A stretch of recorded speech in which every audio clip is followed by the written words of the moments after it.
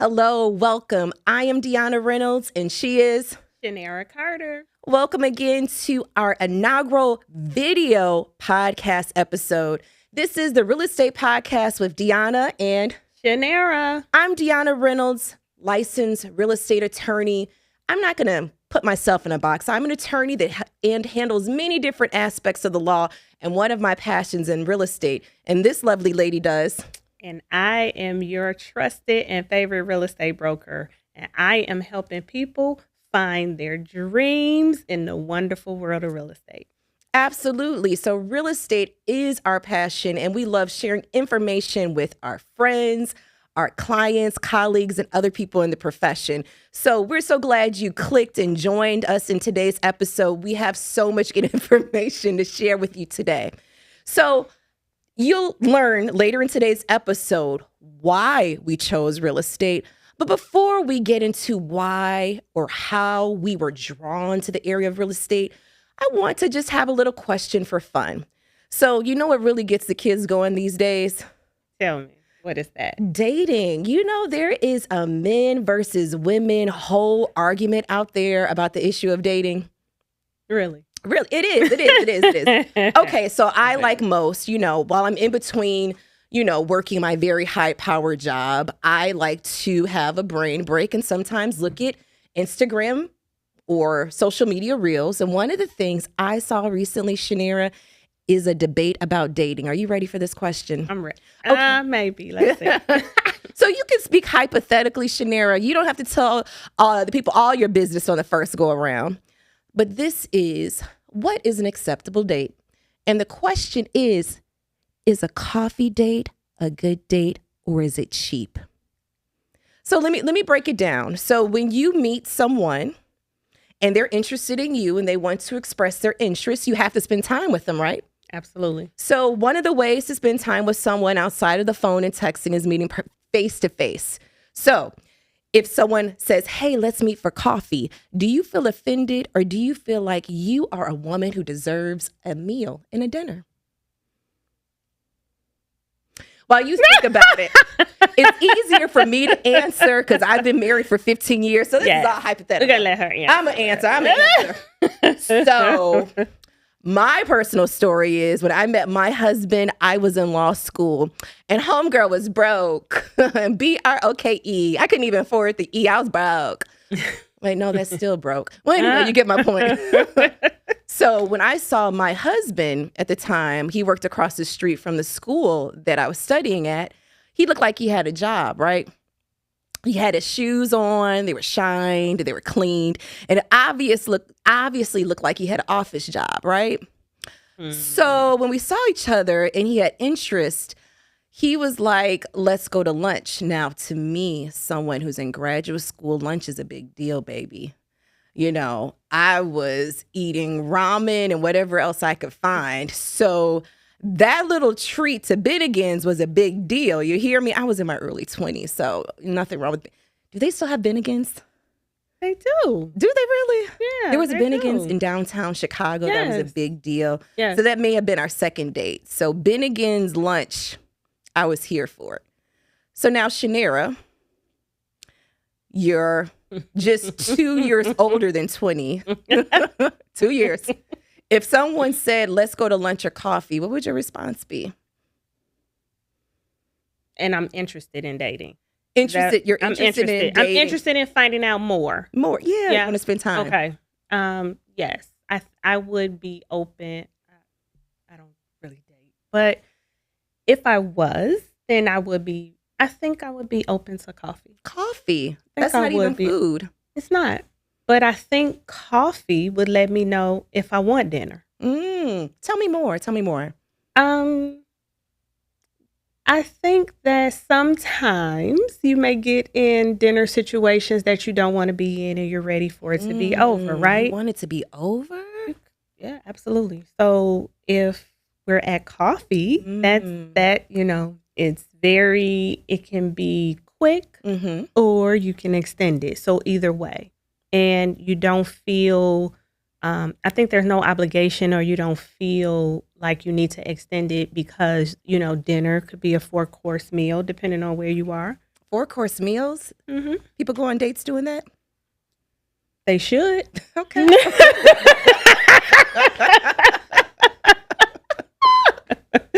But yeah, so I think coffee, is okay from a just icebreaker, getting to know you better. You have heard it first. I think Shanara Carter is accepting application for coffee dates. I'll take coffee. Take a white mocha, Send a direct message. extra sweet. Look.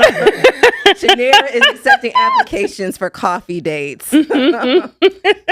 Thank you. Thanks for humoring me, Shanara. So let's get to the real of it. This is the Real Estate Podcast, and we must discuss why real estate.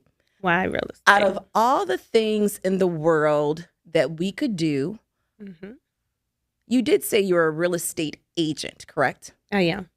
A real estate agent. So you've obviously made a selection to do real estate. And I'm an attorney, and I made a selection to do real estate as well. So who's going to go first? Why real estate out of all the things in the world to do? Go ahead, take the floor.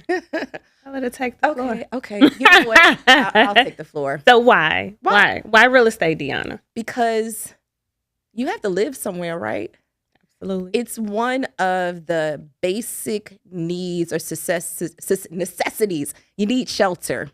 So if you need shelter, I always thought that I would always be able to help people.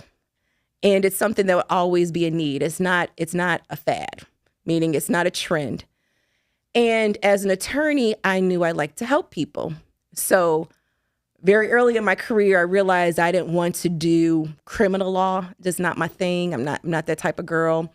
I wanted to help people buy homes, achieve their dream, and get money. Okay. Yeah. That's one of the reasons, to help people. And it's a way to get money and create generational wealth. That's a buzzword, generational wealth. Yeah. So Shanara, I do know one thing about you. My career for most of my life has been an attorney, and I've been doing real estate pretty much just as long as I've been an attorney. But real estate for you, I don't want to call it a second act. Would you call it a second act? For sure. Okay. So For sure. without giving stuff away, why would you transition from your first act to your second act? So the first act, I am a registered nurse. I left nursing after 20 years to do real estate full time. However, as a nurse, I was still investing in real estate. So I was still in the world of real estate. And so I've been on both sides of the track of helping people. So as a nurse, working with 200% below poverty families with no housing, with housing being such a huge crisis, real estate was just one of those things that I was definitely passionate about, on how can we get people more affordable housing? How can we help our people own where they live and not just rent? Mm-hmm. So, yeah. Wow. So it sounds like you have a lot of compassion for your clients. Baby, you're supposed to say, I want to be rich. I know, right? I thought people became real estate agents because they took cute pictures, they have a nice social media page, or maybe, their significant other is a famous person and just it's something easy to fall into. But you have the nerve to tell me some nonsense. True. That you would really want to help people get homes. I did. Really? I do. And I still do. So, and it's true. Real estate is one of the industries that you can get into with the least amount of training. And as a realtor, you can make more money than attorneys, than doctors, than chemists. You can make a lot of money in real estate, and your training can be as short as 2 weeks, and you can get your real estate license. And just let's compare that to the amount of education and money spent to get degrees to be in different fields. And a realtor can come in with 2 weeks of education, training, and double the income of are trusted, occupations. No lies told. I see some of the money the real estate agents make. And this is coming from an attorney who spent a lot of money and time in school. And some of these agents, especially on these deals, are getting big bucks. Yes. Big bucks. Yes. I'm not a hater. They are. But I will say this. Even, you did say something that was interesting, that the education requirement for a real estate agent is on the smaller, not the shorter end. The shorter end, that's true. There's a lot of things you learn in the field and on the ground. Yeah, because a school does not prepare you for what you're going to experience in the field. Yeah. And in certain places like Chicago, you can be 18 years old. So you can come straight out of high school and get your real estate license. Absolutely. And speaking as someone who's had the privilege to work with hundreds of real estate agents, they are not all created the same. No. Anyone can pass a test. And it takes a very select few who actually get the job done and look out for their clients. And Shanara, you are definitely one of those persons. That's why I'm sitting here talking to you. I respect everybody else. Shout out to the rest of y'all. But Shanara, shout out to the realtors. Yeah. Shout out to the realtors. I really respect your drive and hustle. Taking the question back to me, why real estate?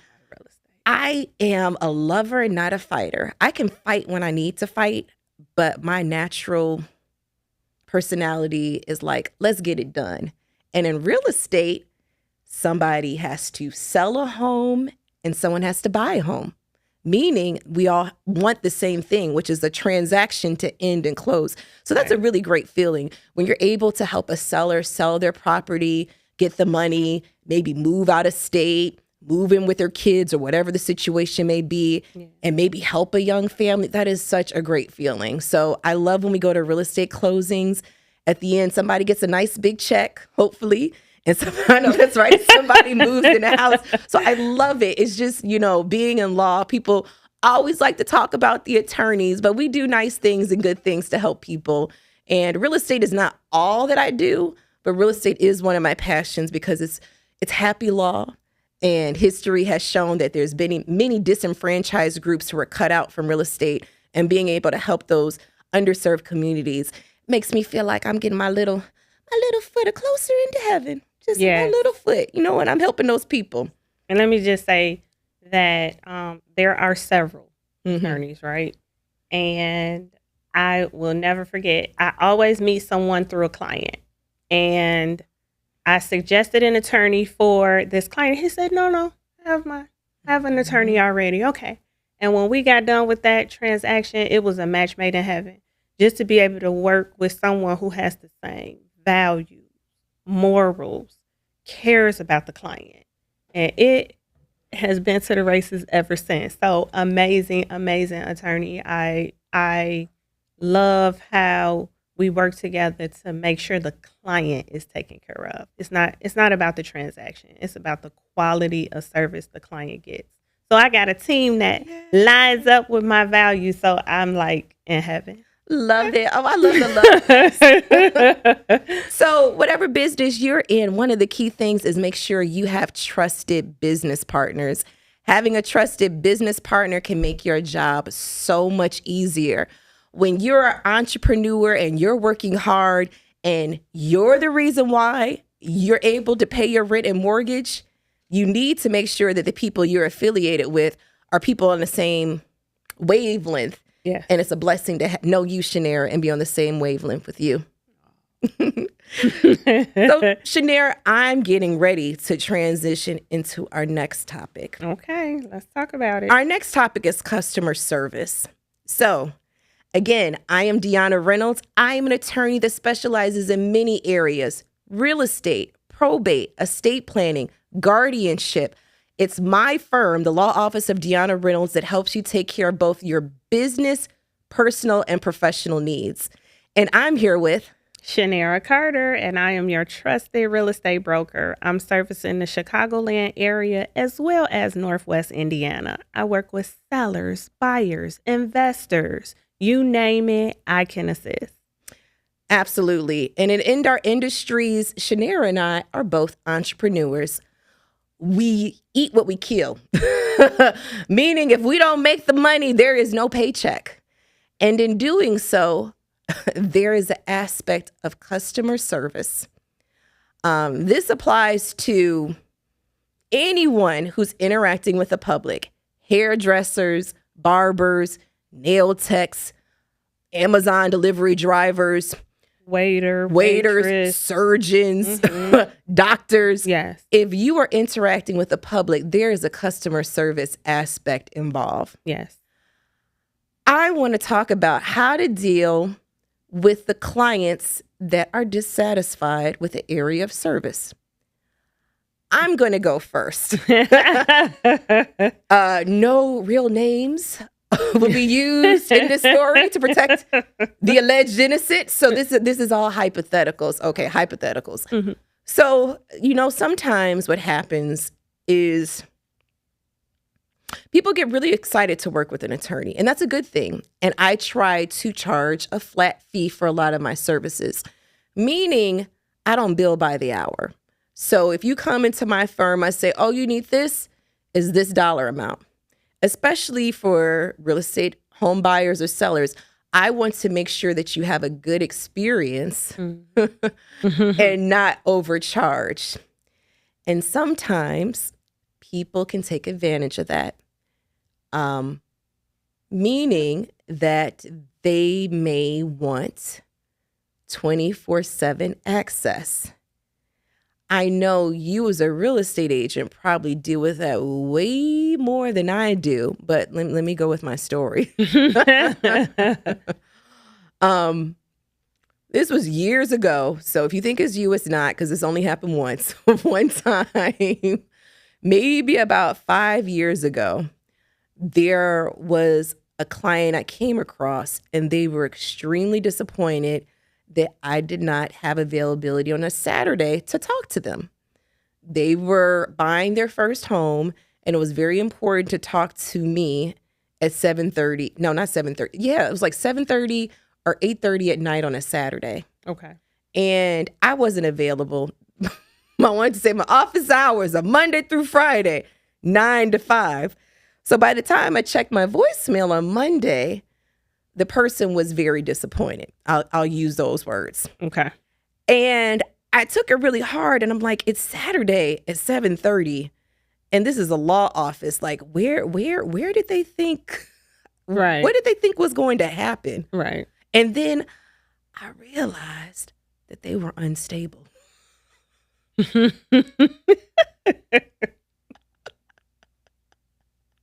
Well, I was genuinely confused. And then it took me a while. I'm talking and trying to express, like, I understand this is a big purchase, but I want to say respectfully, my office is not closed. And I'm trying to hear them out. Everyone you interact with may not have the aptitude to understand and see the world that you do.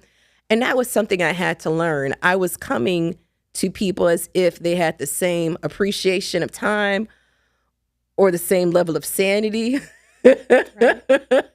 as a normal person. So that was something I had to learn, is that everyone is coming from a different perspective. So in the case of that client, I listened to them and I expressed my interest, and they kept talking and they kept talking. They kept talking. They still talking. And then I realized what they're saying is not making any sense. And I was like, I am not a healthcare professional. What do I do? Anyway, they ended up buying the house. And as far as I know, they lived happily ever after. So the takeaway from my story is that if you are an entrepreneur or a business professional, you're going to interact with many different personalities. Mm-hmm. And sometimes it's not you. Yep. Sometimes it's not you. And it's a hard lesson to learn or just to understand, because you think everyone is a rational person like you. Mm-hmm. And they're just talking. They're just talking. So that's my story. And they lived happily ever after. What is one of the customer relationship stories or lessons that you've learned recently over the years? So many.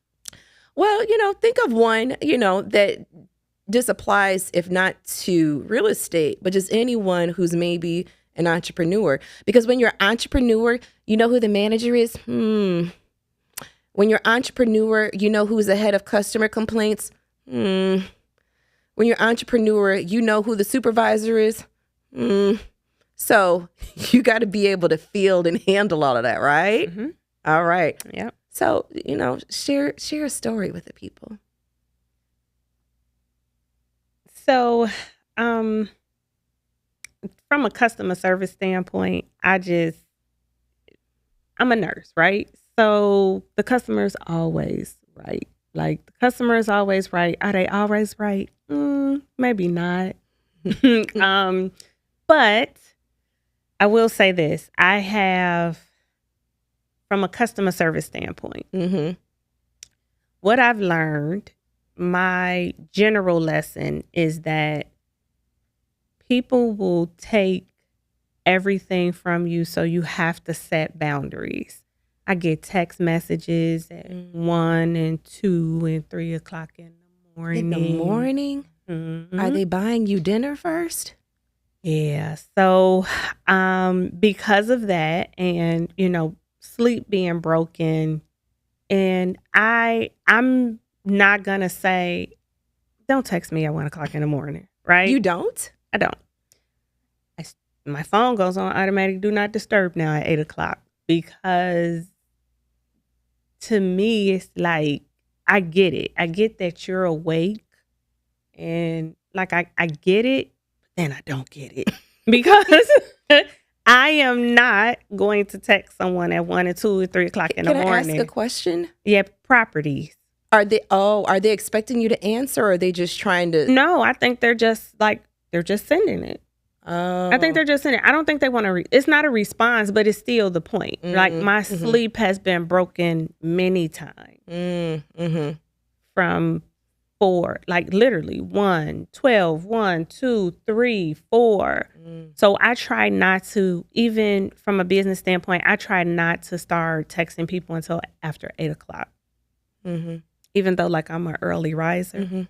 So as an entrepreneur, you have to have boundaries. You have to set boundaries. You have to make time for yourself, because people will snatch everything you have. And if you are like me and you are big on customer service, you want to make sure they're happy, but at the cost of who? Yeah. So my story is, tell me, can you not text your agent at 1 and 2 and 3 o'clock? So when you tell them that, what is their response? Are they receptive? I don't address it. I don't say, so, I'll make a comment like, yeah, I'm sorry. I'm going to, like, I don't respond to things until 8 o'clock, or, I'll say like, yeah, I sleep at night, and they'll say like, oh, I was just sending it, I didn't want you to, whenever you get to it. So entrepreneurs, do not disturb can be your friend. Do not disturb can be your friend. Yeah. Boundaries can be your friend, but manage expectations ahead of time. That is a word. Manage expectations. I think every business owner or person who's running their own business must be able to lay the groundwork and manage the expectations. Yep. I feel like that's something that distinguishes the good from the great. Because if I know what I'm going to get from you, I know how to move forward. So I think that is a word. Manage expectations. That's the word. In the beginning, in that initial introductory conversation, after 7 or 8 o'clock, I have a family. I'm with my family. Sundays are family time. I'm at church. I'm with my family on Sunday. So I'm not working on Sundays. But I'll always be like, but I'm going to make sure someone services you to make sure you get in that property, or to make sure your needs are met. But just whatever it is for you, manage those expectations and let them know up front. And either it works for them or they don't. I know that's right. Everyone is not supposed to be your customer, and not everyone is your client. Nope.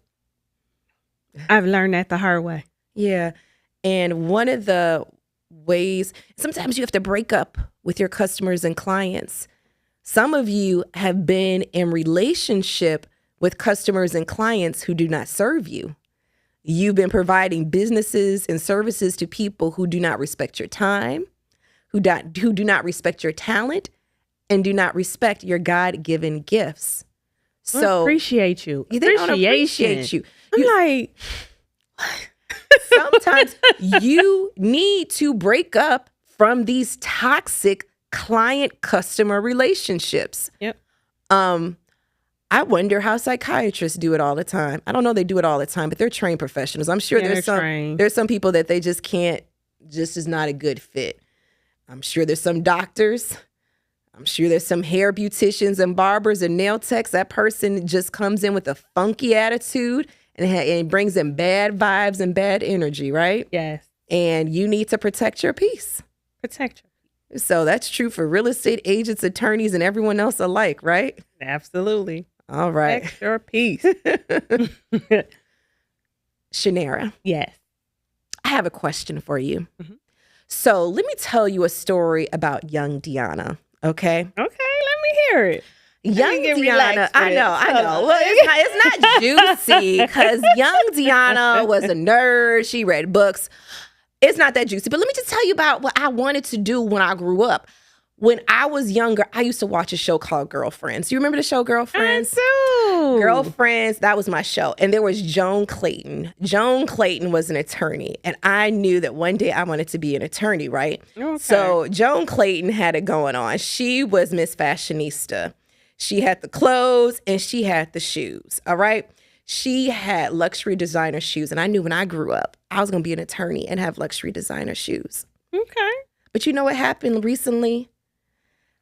You know what? People have always known that. You know, recently there's a designer called Christian Dior. Okay. Christian Dior makes these cute bags, okay? Mm-hmm. These cute bags can go anywhere between $2,500 to $10,000. You know, in Italy, they found that their subcontractors were using illegal Chinese immigrants who were basically enslaved to work almost 24/7 in poor working conditions. Wow. So I've always been a girl to appreciate the fine designer and luxury things when I can afford it, okay? I ain't got it like that all the time. I can't got but that was the one thing that ticked me off. I was okay paying over market for stuff. I know it's marketing. I know it's branding. I didn't care. I wanted it. I wanted to be Joan Clayton. You got some cute shoes on. There's some Louis Vuittons. That's what Joan Clayton wore. She would always wear those Louis Vuittons. Am I saying it right? Them red bottoms. I can't. But when I found that Christian Dior had the peoples in the basement pretty much doing sweat factory stuff, it made me mad. My conscience was broken. It hurt. And I like expensive stuff. What should I almost have a dilemma where I feel like I don't even want it no more. Wait, I'm not going to get rid of it. Let's not be crazy. I was about to say, I take it. So I told my husband this. I was like, hey, baby, guess what? I heard that. He was like, you knew that. I was like, what do you mean? You knew they overpriced that stuff.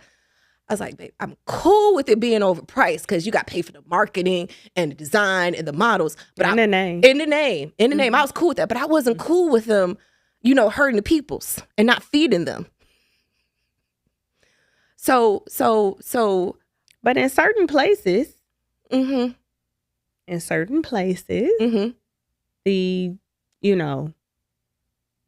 $3, $4, $5 an hour is a lot of money. It is, but if you're trapped in a factory, it's not.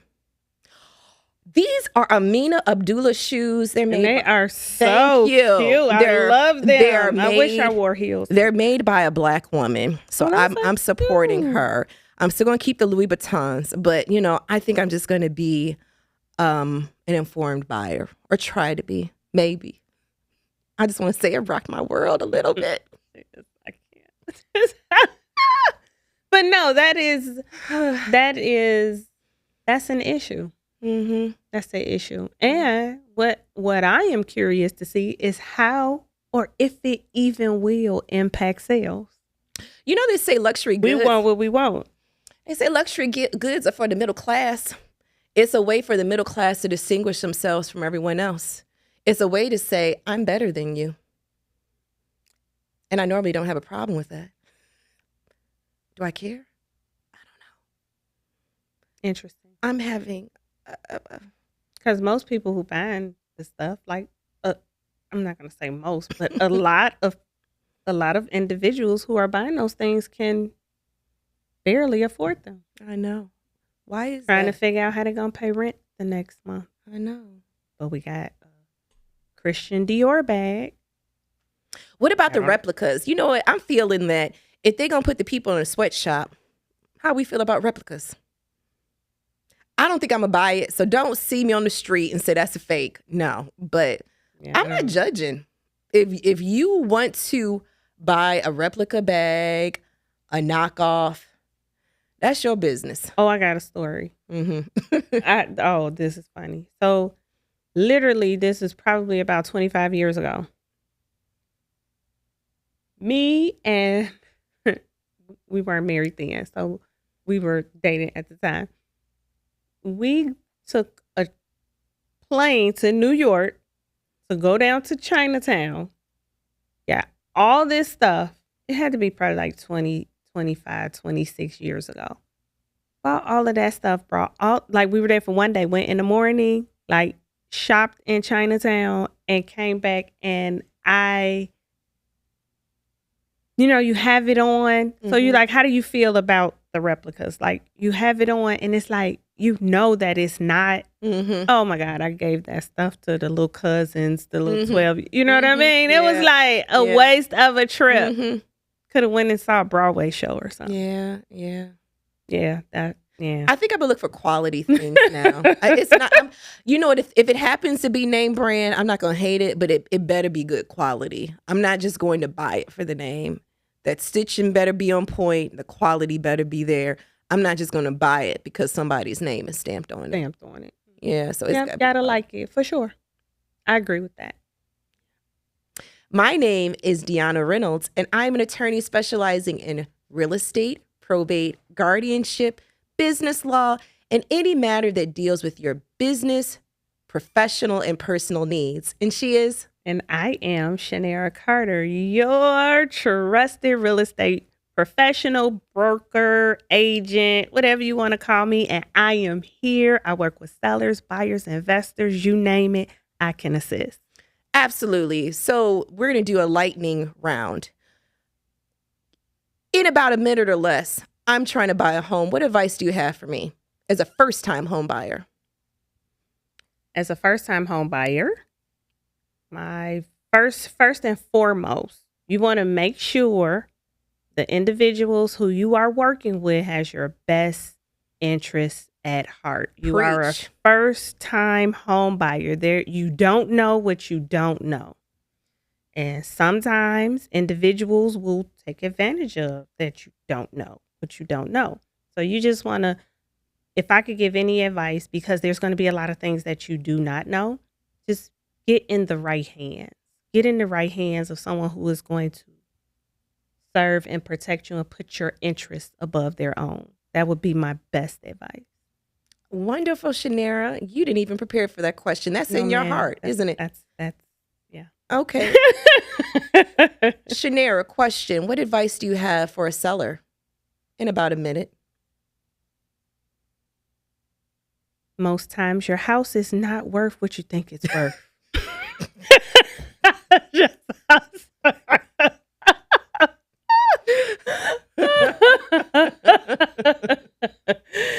So the same thing. You want to get with trusted professionals that are going to guide you in the right direction. And the advice they give to help you to prepare your home, like, listen. There are things that are important that help you get, more value, more. But yeah, listen, the numbers don't lie. Your house is not Your house is not worth $500,000 and the Well, highest Shanara, you price see this patio house. I laid in 2003? Yeah. I did that with my brother. Yes. And this 2000 patio I put here in 2003 makes my house worth $10,000 more than my neighbors next door. What's wrong with you? So you Got put her giving a real answer. you put stuff in your house to your liking. Everything that you do in your home is not going to increase the value of the home. So do your homework. Very good. Shanara, do you have a lightning round for me? I do. Go ahead. Give it to me. do. So they've just bought their house. Maybe they're married, maybe they not. So I want to add my boyfriend to the deed after I have purchased my home. Can you help me add my boyfriend to the deed? What is the advice that you have for that young lady that wants to add her boyfriend to the deed of the house? Or girlfriend. Or girlfriend. No discrimination. Yes. The short answer is yes, I can help you, but is that in your best interest? Once you add someone to the deed or make them an owner, you cannot take them off unless they agree to give it back to you. Yes. So it is not something that you can undo. Once you add your boyfriend or once you add your girlfriend to that property, you need to understand the only way you get it back is if they sign it back to you. Now, if the relationship deteriorates, your only option left will be agreeing to sell the property or sue each other. So the short answer is, I don't know your life. Girl, what you want to do? Be careful before you add your girlfriend or boyfriend to the deed. Shucks, in some cases, some husbands and wives. Well, Mothers and daughters. Well, brothers and sisters. Now you know when people get really nasty is when they own property with their siblings. You want to talk about a fight? Yep. Don't let somebody die and that property be owned between, siblings. I just got a call today, somebody having to evict their brother from the house that used to be their mother's. That's a real thing. So that leads into my second lightning question. So what should all homeowners do to prepare? So here's the thing. Let's segue into this. Most of us think we just have more time to do things, to do whatever it is. Like we feel like things are not going to happen to us and we just feel like we have more time and we put things off. So what is your advice for that homeowner? What should they do to protect themselves so that they don't send if something happens, so that they don't send their loved ones through? They're already going through an emotional turmoil with dealing with losing their loved one. So what should we do to protect assets in the event of the inevitable? What is your advice for that homeowner? Hi, my name is Dionna Reynolds. I'm an attorney that specializes in estate planning. Estate planning is planning for eventual incapacitation or death. And I say eventual is because we all are going to die. How we die, when we die, we don't know. Right. So when you own real estate, you want to make sure there's a plan in place for who owns it and what happens to the property. When you don't do that, it transfers under state law to family members. And family members may not get along. Family members may not be responsible. Family members may not even know how to go through the court process. If you don't have a will, if you don't have a trust, if you don't have an estate plan, you have to hire an attorney like myself to go through probate court and handle all of that on the back end. If you have an estate plan, which is a will or trust, you can avoid all of that. We can make sure that that property transfers without court involvement. We can make sure that if Joe and Jamal don't get along, you make sure there's a plan so Joe and Jamal aren't fighting over the casket. What was that crazy movie? That Tyler Perry movie where they took that man's body out the casket. Yeah, something funeral. Was it? Well, Yeah, or I don't know. I don't know. But the point is, yeah, that one. your life does not have to be a Tyler Perry movie.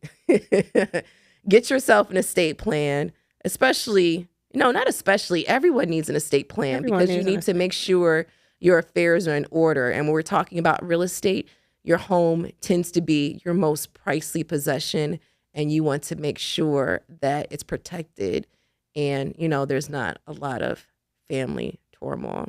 Okay, so you mentioned will. So, some of us bought Susie Orman's gold box with the will in there. Is that sufficient enough? Here's the thing. There's a time to use forms and do what I call self-help. And then there's a time to hire an expert to make sure you're doing it right. Okay. So, Shanara, you're a nurse. Anybody can go online and look up WebMD and say, I know I got Hunkelfunkleitis. It's like, I went on the WebMD and I got Hunkelfunkleitis and I need you to do Hunkelfunkleitis surgery now. You need to go to a doctor and get diagnosed. Same thing for things related to the law. We can go get forms and it can be useful. So some of those forms you got from some programs are excellent guidance. They point you in the right direction. But just like you wouldn't do surgery on yourself, you shouldn't write your own estate plan. I've seen so many messed up wills, trusts, and power of attorney forms because they're missing major components.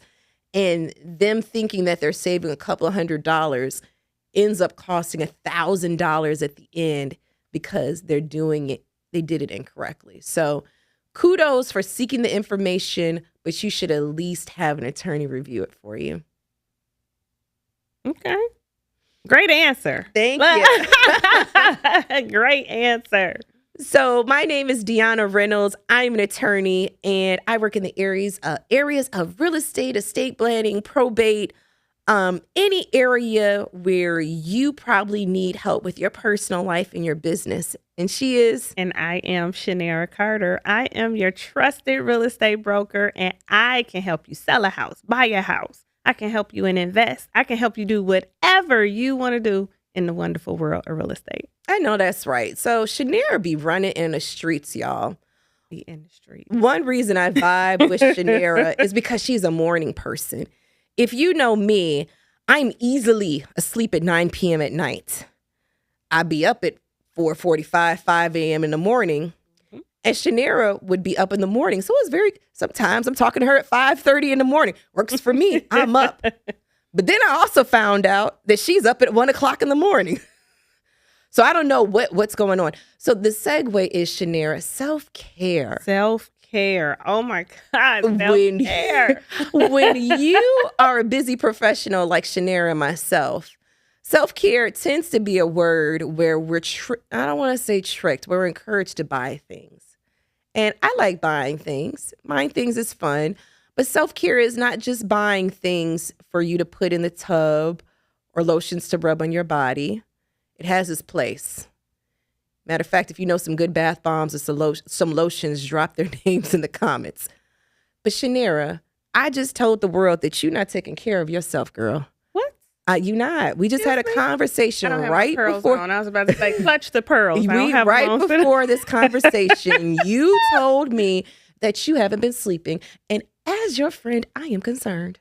And we need to figure that out now. What are we going to do to fix the problem? Come on now. Think about it. Yes. So, what can you do better? One of the first. You can tell this not playing, right? No, this is an intervention. The first thing of addressing it is admitting you have a problem. So do you admit you have a problem? I do. Okay. I have a problem. Very good. Now, I work too much. Okay. And we're going to transition to that in the next segment because working hard is very important. Mm-hmm. But I want you to take care of yourself, Shanara. I am. So let me say this in my defense. I just came back from an amazing, powerful real estate mastermind in Lake Tahoe. And I'm one of those people, I soak it all in. I take it all in, I soak it all in. And I just had an overload of, information and ideas like put on me. And I come back and I'm wired up. So I just got to like bring it down. I got to bring it down because let me just say this. I go through this sometimes. I do. I am one of those people who, if I go to sleep with tasks not completed, I can't rest right because I want to get it done. And I know what the problem is. So that's a good thing. The thing is knowing. I'm putting too many tasks on my plate in a day. So I can't complete them. So I have to learn how to like time block effectively. Talked about this as one of my commitments. So I have to, entrepreneurs, make sure you are time blocking. What is time blocking?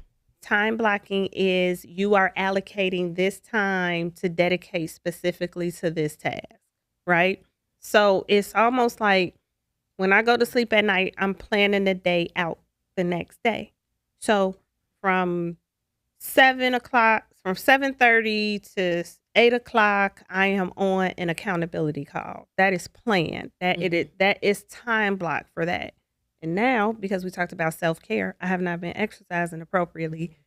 So I made a commitment to exercise 4 days a week, and I'm combining it. I'm on the treadmill while I'm on the accountability call.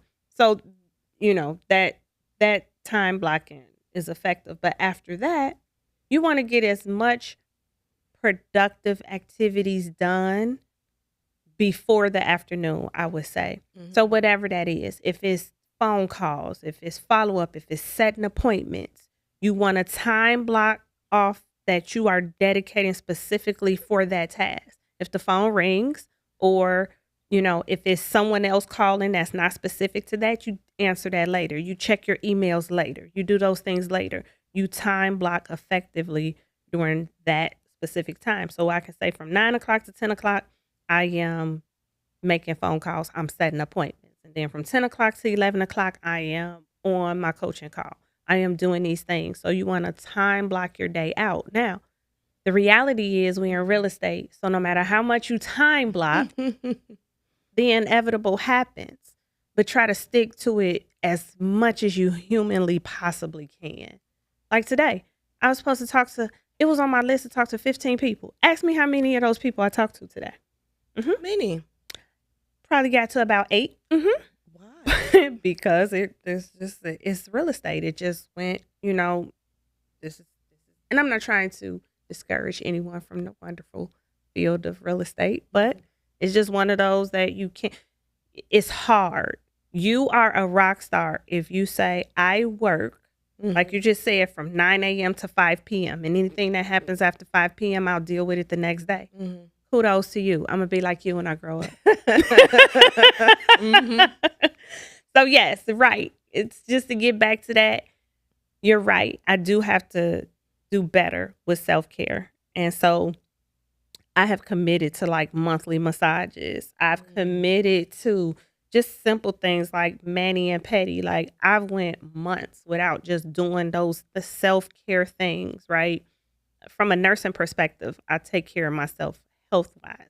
But let me go back because there's been times where I'm running all day and haven't eaten. Oh, no. You know what I mean? Like seriously, like the hard work is taken to another level. And so I am learning to scale that back and take care of me more. And where does that come from? So let's talk about that real quick. I left a 6-figure job. I left a 6-figure nursing job to do real estate. So my grind is a little different. It's like I have to keep that up, right? Like it probably would have been better if I would have left a $15 an hour job. Maybe the grind would be a little different. So, and then it's just me. You just say you have a husband. I don't have a husband, right? It's just me. And I am, so my grind is a little different. But the grind can't kill me at the same time. So I do understand that self-care is important. and I'm going to sleep tonight. Hey, for the sleep.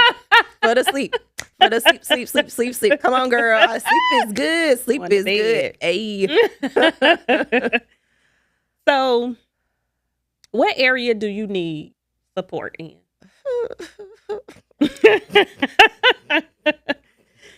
Tell the listeners so they can connect with you on what area do you need support in? Wow.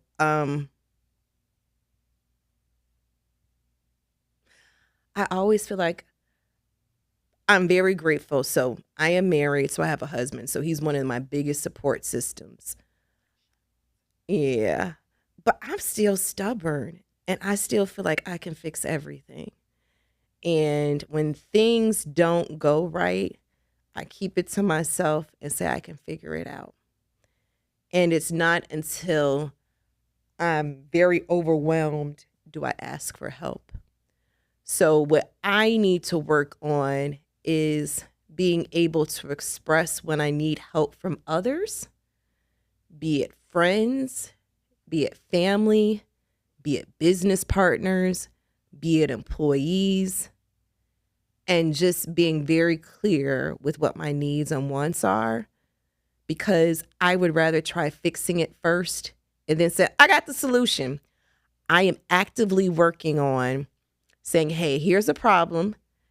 Let's brainstorm a solution and not being afraid to ask for help. So where I need support in is asking for help and not being afraid to ask for it. And my personality is kind of runs contrary to that. And I'm a private person and I'd rather try really hard. And somebody might out there identify, I'm just not a venter. You know what I'm saying? I just don't vent. It's like, it is what it is. I'll figure it out. But I'm going to work on that. I'm going to work for asking for help. I'm going to say, hey, I need help. This is where I am. Ask me for whatever help you need. I know. You so sweet. You're going to talk my ear off, though. Because I'm going to vent. That I don't have to worry about that. I wish that worked. Venting doesn't work for me. It works for me. It does absolutely it's therapy, for sure. nothing. I'm not. You think it doesn't. Let's talk about that. No, let's talk about that. Mm-hmm. You think it doesn't. The venting.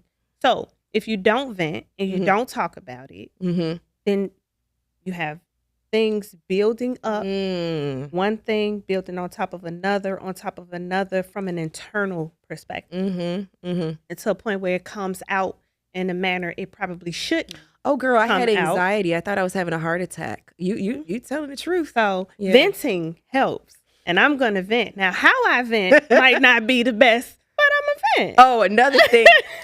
Shanara and I are keeping it G-rated, but she has the biggest potty mouth I have ever come across. No. Yeah. Can we cut that out? Lies. That's how I vent. But I know when to do it and not. Yeah, that's right. I'm going to vent. Well, I like, and Jesus loves me. In Jesus' name, he know my heart. Expletive. Those are cuss words. Thanks, Shanara, for checking in with me. See, I'm your girl. I got you. My name is Dionna Reynolds. I'm an attorney specializing in real estate, guardianship, probate, business law, and all areas to help your business and personal needs. And she is? And I am Shanara Carter, your trusted real estate broker, agent, and I can help you sell a house, buy a house, help you invest. I can help you do whatever you are trying to do in the wonderful world of real estate. I know that's right. Shanara, I need to tell you something. This real estate market sucks. It's rough out here. It's rough. It's rough out here. It's very rough. Hard out here for a pimp. It's hard out here for a pimp. So if your area is real estate, you don't need us to tell you that the market is tight. Market is tight. Very few deals are closing. Homes aren't selling as fast. Homes aren't selling. Buyers are having a harder time getting a pre-approval with high interest rates. Yep. So, and then it affects real estate agents. It affects mortgage lenders because it's harder to get buyers pre-approved. Sellers do not want to sell because there's no inventory for them and they have great interest rates. Some of them do. Why would you ever move if you have a 3 or 4% interest rate? It affects real estate agents. It affects title companies. It affects attorneys, appraisers, property inspectors, and everyone else in the field. Yes, everyone. Everyone. So, I'm not going to spend time trying to make a prediction. There's plenty enough. I mean, if you want to go, God, you want to make a prediction? No. I mean, if I'm to make a prediction, I think some people are just going to have to leave the industry. Some people are leaving the industry. Yeah. Some people have already left the industry, whether they physically left or they're just not present. Yeah. Or they're just not producing. That's what I mean by not. Yeah. I'm not, there's plenty of YouTube financiers online who can tell you whatever they think is going to be. I want to talk to those who have stayed in the industry. What advice can we give them? If not advice, what encouraging word can we give them? Those, and this doesn't even have to be for real estate. The economy is hard for a lot of entrepreneurs, period. Businesses are closing. Yes. People who had a nice influx of money during the pandemic, those payment protection programs are gone. Some of that money it's dry. It's just hard. The economy's not the easiest for a lot of people. What encouraging words can we give someone who's having a hard time in this economy? Move, leave the country. There's no hope. Give up now. Go to sleep. No, not at all. Not at all. The market is slow. Mm-hmm.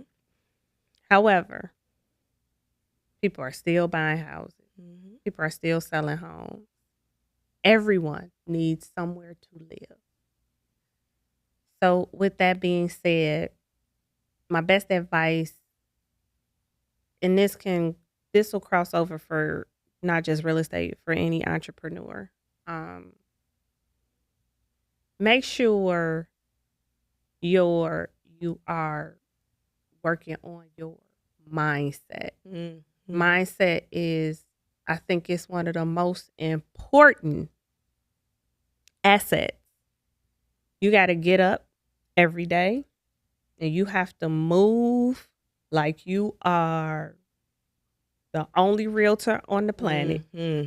You have to get up and you have to claim it, and you have to own it, and you have to encourage yourself, because real estate can be a very lonely field if you don't have the right support system as well. So my best advice is going to be work on your mindset, because when your mind is lined up with what the universe has in store for you, doesn't matter what's going on with the market. It doesn't matter how slow things are, what buyers aren't qualifying, or what sellers are choosing not to sell. Because I believe that what the universe has for you is for you. And I'm going to say whatever your higher power is. I believe in God. So what God has for me is for me. And so I'm going to get up and I'm going to move like I already have it, even when I do not. And that's just my gratefulness to God for giving me a chance to get up and try this thing again. So my best advice is going to be, don't give up. Yeah. Just keep going. Don't give up, and get up and move.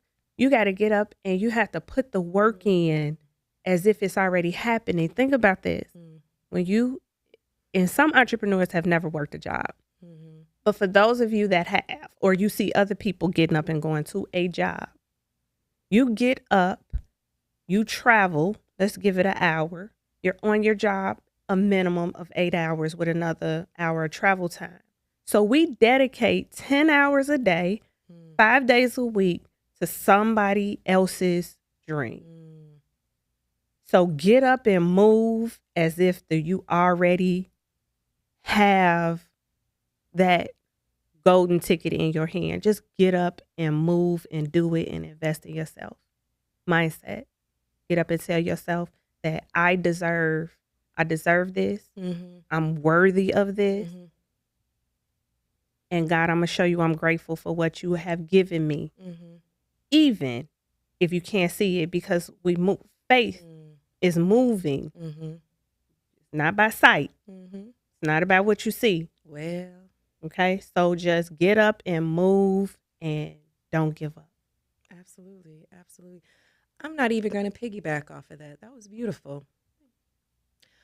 I want to speak to those who feel like everyone else is ahead of them. We are in a culture of comparison. Comparison is the thief of all joy. I know that's right. No, you speak that. And even if you're not an entrepreneur, do not feel guilty. It may not be, you may not have a dream other than going to work for someone else and coming home to your family. That does not make you less than anyone else. It does not make you less worthy or less deserving of a fair pay and a job that you enjoy. So if you are a person who tried being an entrepreneur and it didn't work out, maybe you realize being an entrepreneur was too inconsistent in terms of pay and you need that regular check 9 to 5, there is no shame in putting that job or that hustle to the side while you go pick up work to take care of you, yourself, or your family. So do not feel like you're a failure. The only time you're a failure is when you do not get up and try. So I know there are some people out there who did try the dream of being an entrepreneur, and for whatever reason it didn't work out. Don't think bad of yourself. Do not get down. You are deserving of happiness. You are deserving of a lifestyle where you can take care of yourself. And if that means working for someone else, as long as you're respected and paid fairly, do what you got to do. As long as you're not being taken advantage of, do not feel like you are less just because you're not part of LLC hustle, culture, boss babe, entrepreneurship, because that may just not be your path in life. You're worthy and deserving. Employees, wage earners, W-2 earners, paycheck people, there's a comfort in knowing that check is coming. I'm not saying these companies are going to be loyal to you.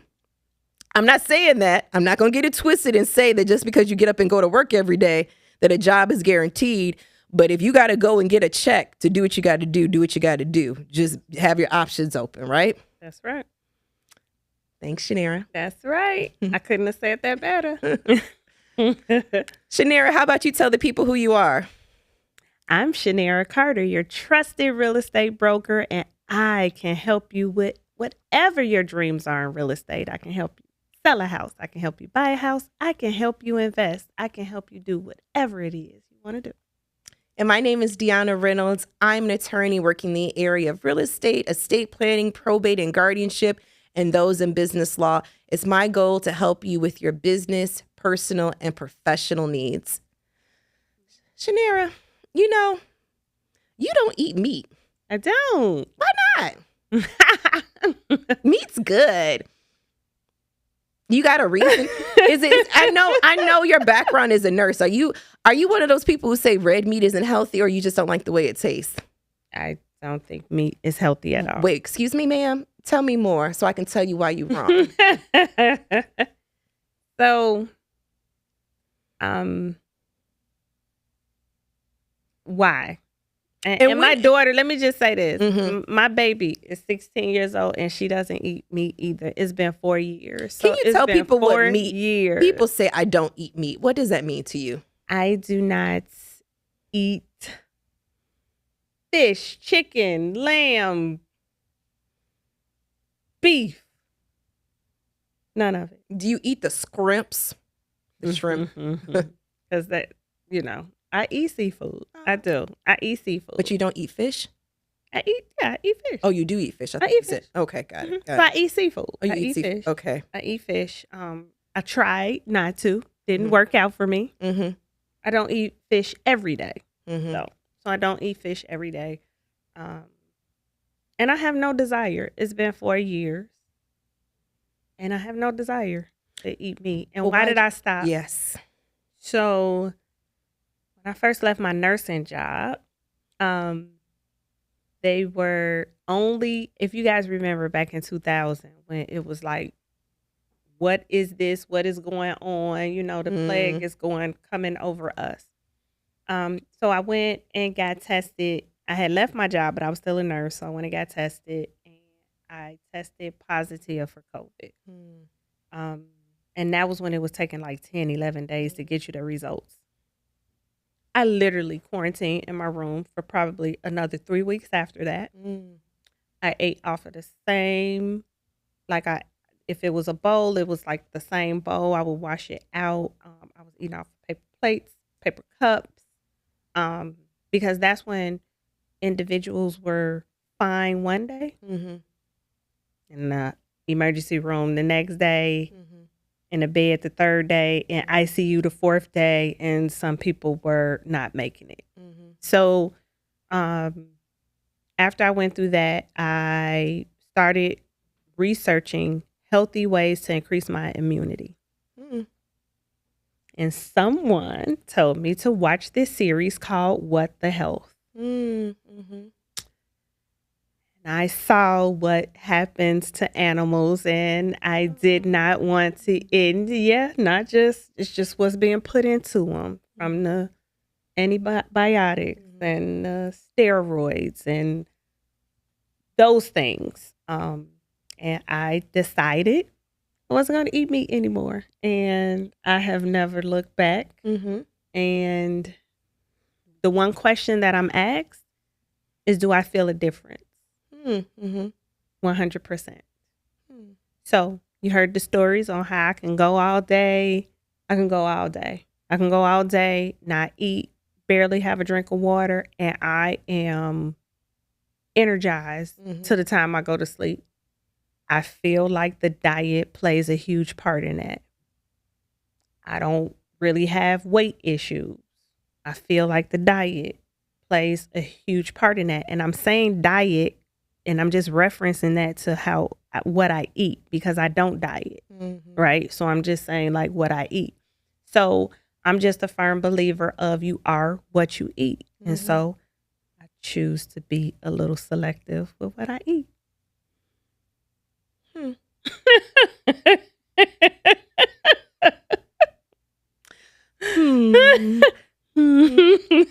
glad that works for you. And it doesn't work for most people, and that is okay. Yeah. And I don't look down, or I don't do any of that for people who don't do it. That is just my preference, and it works for me. Works for my baby too.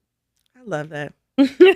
And we support each other on this mission. As for me and my husband, we gonna eat meat. No, the reason I brought it up, my husband said he wasn't eating red meat. I was like, when that happened? Shout out to them. I had a steak that same night. I was like, what games we playing? Hey, God bless.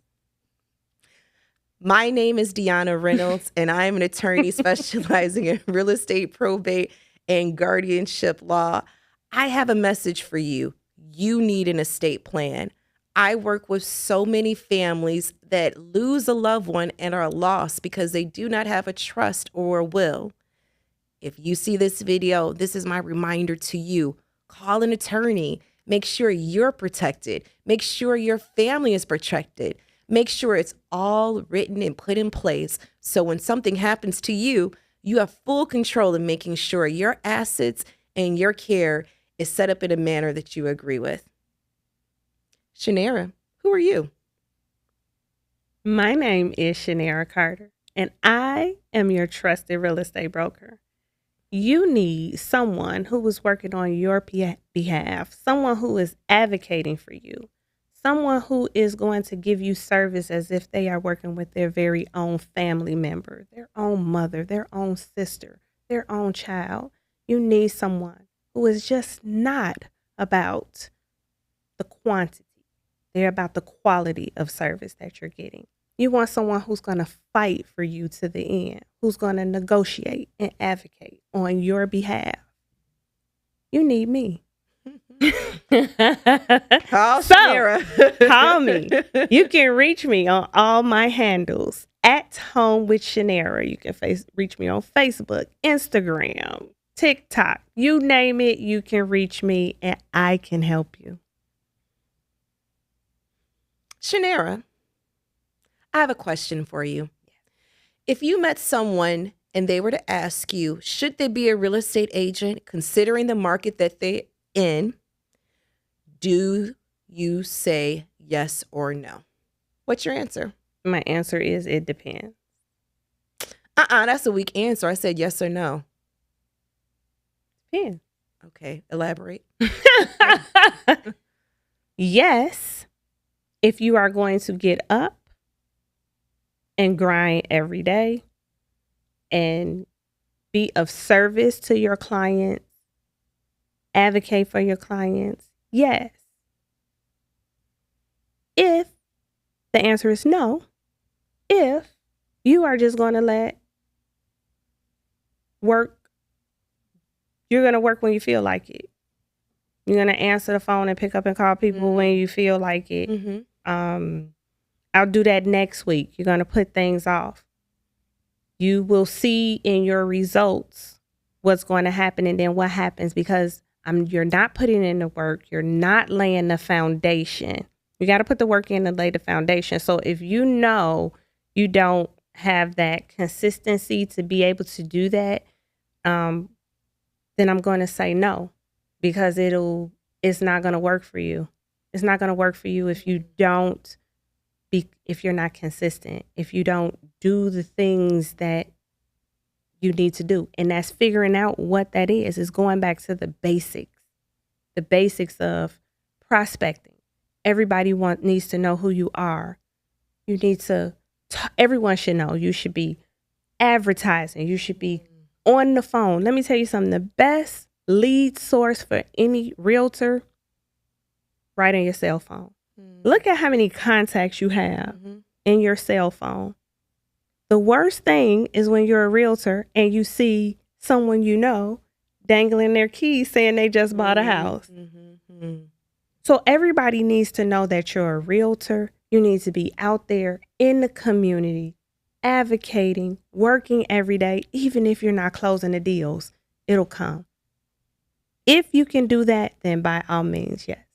And become a realtor. Yeah, as an attorney who works with a lot of real estate agents, I think you need to have the heart of a servant as well. Yes.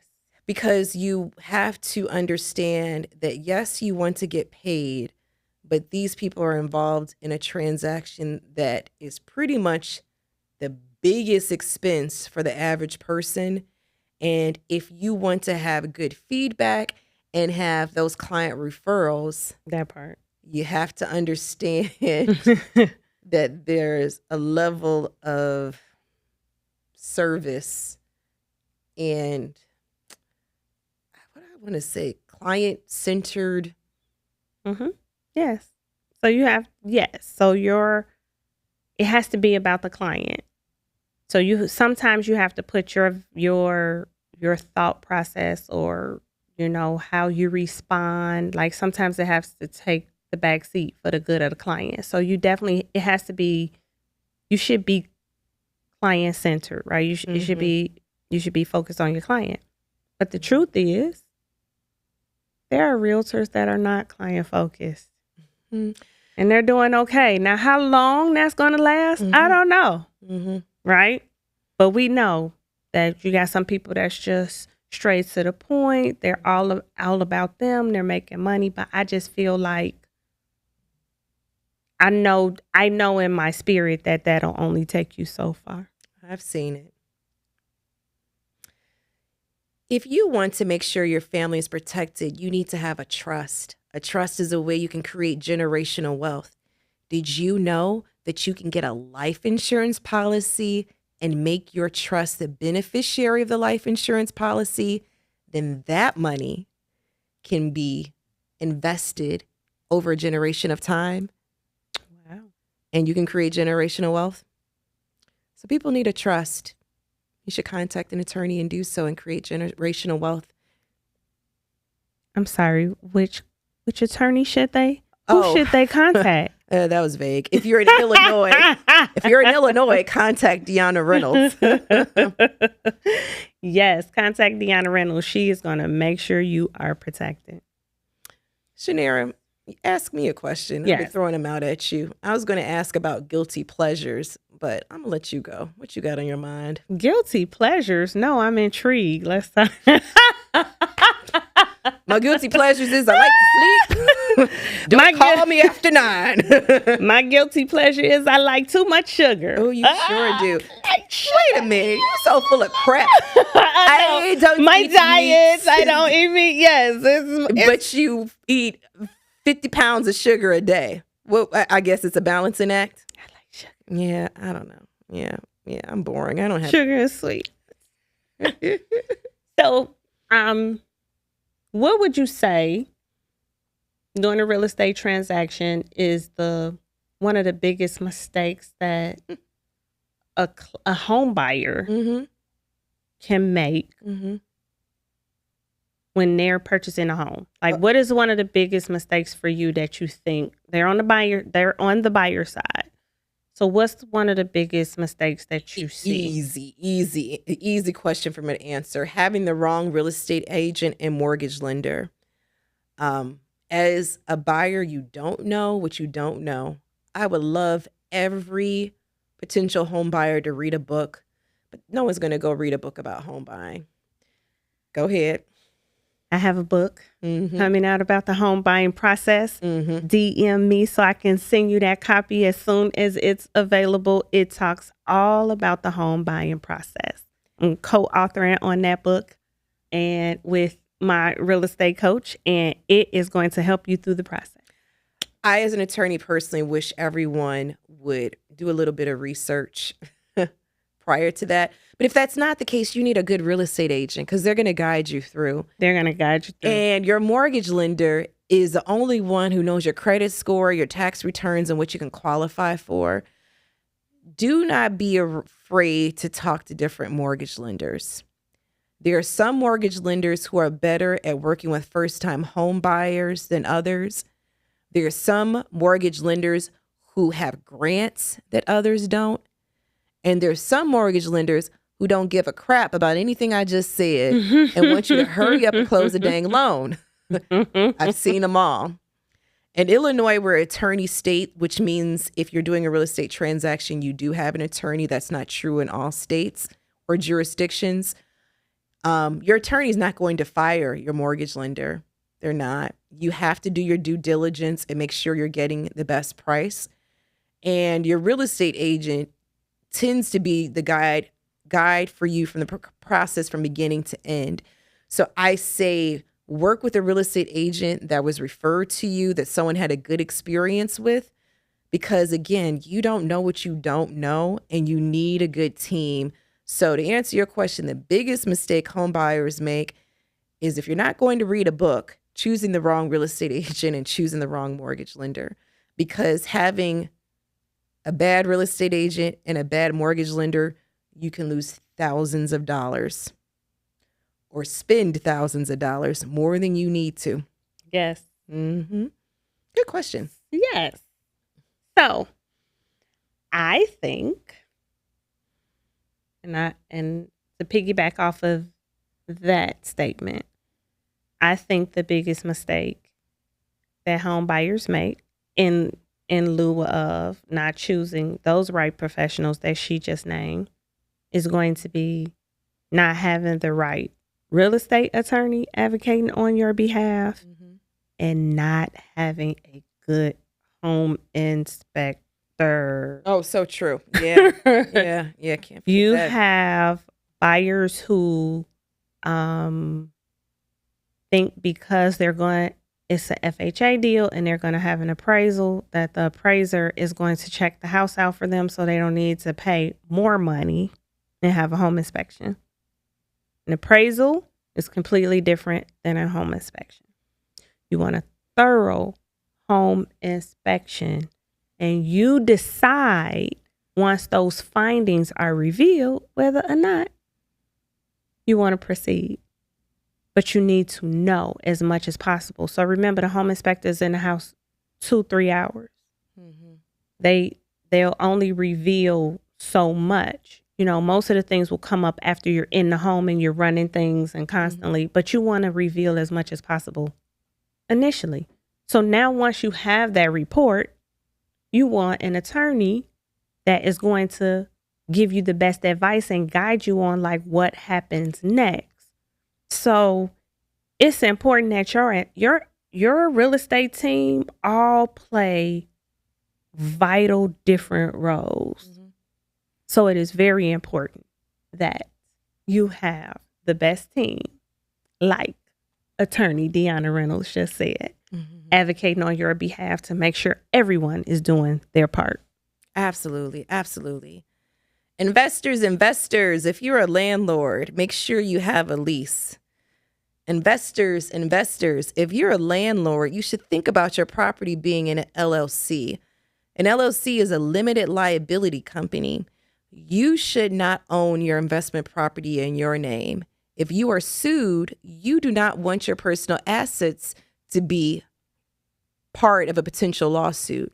So if you're an investor, make sure you have a limited liability company or some form of business entity structure that protects you from potential lawsuits. If you're a landlord, make sure you regularly review your leases. Make sure that they're up to date. Make sure that you follow current municipal, city, or suburban laws so you can make sure that you're in compliance with current laws and statutes. Real estate investing is something that Shanara and I both feel passionate about. Shanara works with a lot of investors, and I work with a lot of landlords in both evictions, as well as investing, as well as just creating that overall generational wealth. Is there anything you want to say specifically to investors? So before we go there, I want to ask a question for the investors out there. So you mentioned it should be owned in an LLC. Mm-hmm. Should they have a separate LLC for each individual property? Is it okay to have a series LLC? Can you advise on how they should go about how they handle and how they take title for each property? Very good. An LLC is a way we mitigate risk. So we have little buckets. So if you maybe have a 100-unit building, that 100-unit building should be under one LLC because you want to protect yourself. You want to have that risk in one bucket. If you have maybe just 3 single-family homes, maybe you want to have all 3 of those single-family homes in one LLC. It's how you, as the investor, see risk. I have some landlords that have an LLC for each individual property because they are very risk averse.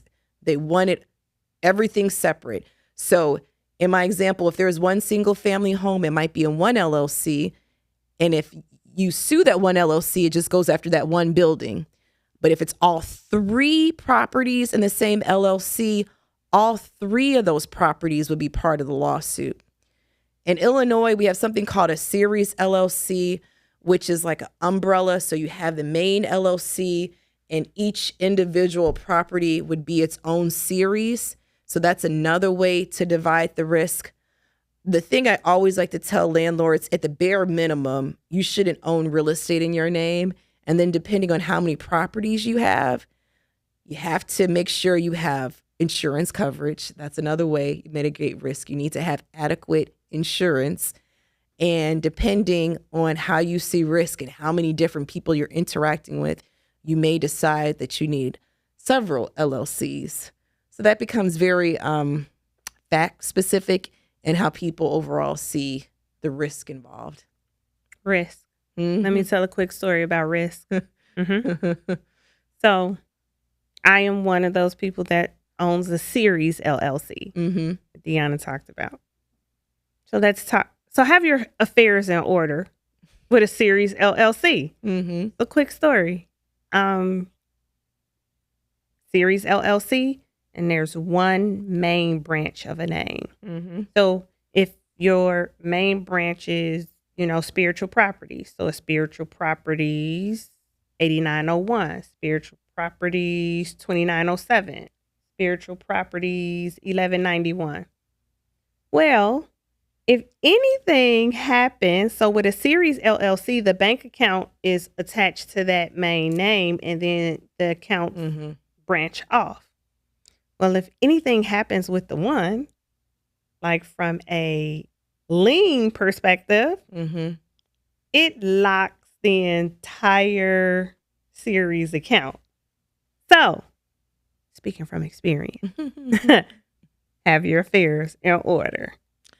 So yeah, I always recommend there's not one size advice for everyone. You need to talk to your attorney. Again, I'd like to use the law in reference to a doctor. If you're getting all your advice from WebMD and social media reels, you need to go see a doctor and you need to go see an attorney. You know, having this information is a good place to start, but you need to have those consultations and speak specifically with a professional. So the best advice I can give investors is going to be, and especially if you're a new investor, if you're a new investor and you don't know how to calculate the numbers, it is very important that the realtor that you're working with has some knowledge with investments. So we are not advisors. We are not supposed to give that specific advice, but you want your realtor to be able to guide you in knowing if the property is a good investment from a number standpoint. Just advising you to go get that knowledge to understand all of the fees and all of the risk and all of the deductions, because it's not as cookie cutter. Like, you need to know what your holding costs are. You need to know about contingencies. You need a good contractor that's going to come in and get the job done in the right amount of time. You need to know what if you were using cash. There's so many different levels and there's so many different situations. So before you start investing, arm yourself with as much knowledge as possible and make sure you have the right team that understands investment as well. Teamwork makes the dream work. Shanara, I had so much fun with you. This is amazing. Before we go our separate ways, how about we both tell the people where they can find us? Maybe something you have coming up or maybe a piece of advice you want to give the people? So yes, we want to thank you for tuning in and watching us. And we pray that you have learned something new, that you can take some advice with you to help you move differently, do things differently, or just have a different perspective when it comes to things. So if you need a realtor in the Chicagoland area or in the Northwest Indiana area, again, I'm Shanara Carter. You can reach me on my handles, IG at Home with Shanara, Facebook at Home with Shanara, TikTok at Home with Shanara, LinkedIn, Shanara Carter. You can find me on all those platforms and I am happy to assist. Very good. My name is Dionna Reynolds and I'm just happy to be here. I thought I was going to go into my spiel again. It's been, every day I learn something new and I find a new opportunity for myself and others, and it's exciting. There's a lot of information out there and ways that I can be better and we can all grow and learn together. Yeah. And there's so much information that changes from day to day. So since there's so much stuff going on, follow me at ATTY Reynolds Law at all social media handles. I love sharing information about estate planning, real estate, probate, and guardianship, and just overall things to hopefully make our lives a little bit easier. So I'm just here for the ride. So again, thank you for spending time with us and tuning in. Make sure you subscribe and follow us on both our collective platform as well as our individual platform. Both of us are available for speaking engagements as well as seminars. Shanara has a book coming out, so make sure you follow her. I have speaking engagements coming out, so make sure you follow me at my handles and website as well. So until next time, I have been Dionna Reynolds, and she has been... And I'm Shanara Carter. Bye. Bye, bye, bye.